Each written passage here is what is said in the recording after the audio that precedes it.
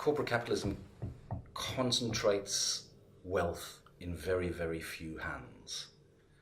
And once it's concentrated past a certain amount, those people whose hands it's concentrated in can buy the political system. And that moment is gone. They've already bought the political system. The amount of corporate money in our political systems is, I think it's $5 billion worth of corporate money in each US presidential election, which is the most important election in the world, really, when it comes to real power.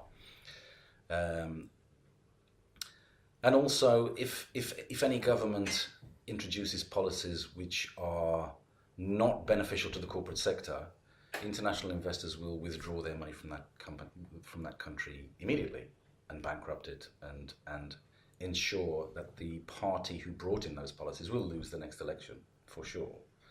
And so there's actually no practical way to implement any real reform,